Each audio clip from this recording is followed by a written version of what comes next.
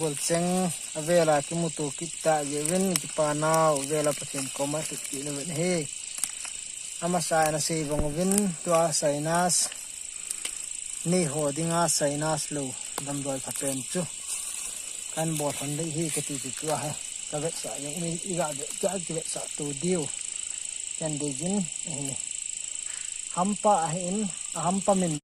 hampa min hi thoki kitin hi tu hen sainas lo ki pau chu ra ve hote sainas lo ki ti chi hi thing government lo wa dam zo lo hon ti ki bol wa hele ni ve thum ve ki bol wa hele adam jing wa hi mi kon kha chun ta he adu ho hala a phat ke cha anui tu a ana ko sainas ki ti chu het su kai di wen lang khana langa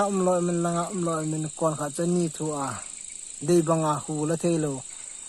bu se ve bang banga umjing ho hu hen chi hu phati ke cha ta adu ke hi ong le ti lawa anoi hlu wa phati ke cha ta anoi hlu de wa atui hi ana bin min je na langa chu atui yong ha me lu na hen je cha tui hi me lu na ba thal nga de langa lu ma ta chom khat lu pi ji hi je chu idat thelo wa hyong le dan khat kinin je hi ila a bel sunga hu sok mem si a bel sunga hu bel ne sunga hu ko ya tui hu cha khon ne ho dim khat cha khu yong na ga la na ga hul min ding na mai kan ding na mai kan tho ding hi ti hong kan ka se hin tua kan vet sa ding hin chi ka la ha ta ye chi sainas ve mi izat ham jong cha ha pathin za la ana ki jen dam ha ta ti jong kan he sa ni vin hi ke ma en sung jeng ta ading en rong ka su pinu aneu nu so sainas ve ana bing jeng ade sana van le ping le sainas ve ki ti thu a san mo ho ding ai phatum pen chu government lo izat ki bol wanga phatchum lo chi ka bol pi pa na phachuma a phatchum dan ka het phana chu mi yong ka se pi hon nong ki bol wa a ki bol thelo hon nong ke ko ma han choi wa ka bol wa mo hon nong pathen zala dam pi hi ti yong chloi lu gon to khin he sa ni ve chi hi ti het ki che chaninga sang ka ting ado hi len lo chi hi ong ke da ong la chi yeng a thi yong la chi hi yeng he ma hai ti chloi lu gol ton kin he sa ni vin chia lima hai vet na wa kimel chi wa ji he na de wa kan he sa hi tua he abawl dan vet du ha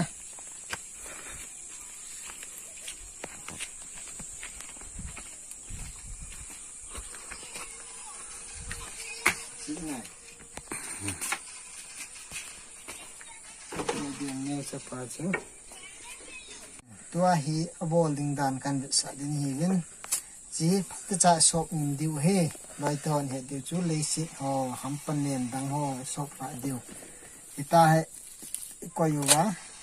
me tam ki bol wanga ta he bol wa asunga ho tui tam lo chi ho cha khon ti ho khon dim yong lo ding ta ga sunu wa chi hi na ta he mai kan diu ta hai mai kan wa ta hai mai kan wa hu pu sa lo ding chi hi ama he minute nga ho ta bang pati ke cha but min jet wa but min jet teng le chi pa hu la ya ki dim ding hetan heta chu le chi hi na om min teng le na dok pha teng le na koi vot lo ding a hi in asaluma chu ahulum pa chu na de hi tua ya nat ki si pa coronavirus ipiham ti wa tuilum ki hip bang ma hi diu hi chi pa hi coronavirus lo hi pol sinus lo hi ti chu loi lu ton kan he sa ni ben hi ta hai ina ko hom ta ki to che go ti ho ti la a lai mun kha hi vi wanga idok pha teng hule ta vi wanga ati ke chala ya kuna ta pa ya twist to kha lo ding ta ina ko lang kha ta si mat lang kha ta na tho de abing lang pa a chu ina ko su tu a lang hata si ma tia hip de hi ti chuloi lo gol ton kin he sa ni ve avelan sa kening kating asunga alo chuki koya aki om mina hetan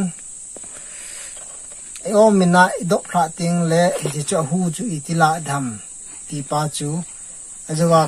ga ve bang ba chu lai hi iwi wang diu a e ting le lai hung e pa hu lai a pa he chi hu khum lu diu tio kalwal khum lo di hi hula ding bo hu ya chu ta koi diu hi chi pa hi tun Versan kan langa kana ko lang kana sainas umta hele langa sainas umta le langkha pa awang lang pa ta kasi ma abing ji lam pa jo ta ka hip de ngai hi ta kana ko ta kasi ka hip de ti chu lahi ma la ha hip te pun tin naga hip da ma na koi kina naga hip da ma ta na bol ding he khat ve na bol na hen phati ke chan nga ve gu ve hoi tan hi min lang le chun nang dinga che chu sai na chu na dam doi pho pen ta ka het pen ka hin se ye je chu ka het na chu dang yong he pon ke man sung ta thil hlung ya ke man sung ke wa heluwa midang ho jong tam ta pin dam piu ka het ji a chu ka se hin ye chu loi lu gol thon e cho a hi phun chil ne cha cha am no hi la phati ke cha Bible nong se ji bunga na ta san dam sa di kiti pa chu phati ke ja sumil le lai che di wa loi le gul te na bon wa kan tim kin ni na ne in se khil ma le su khil ma le bon chan ki ngai dam hotin i hello na wa ki do che di wa kan tim kin ni we chi ho hi hoi ta share bol wa subscribe hoi ta bol chi di loi le gul te kan tim kin ni ki pa e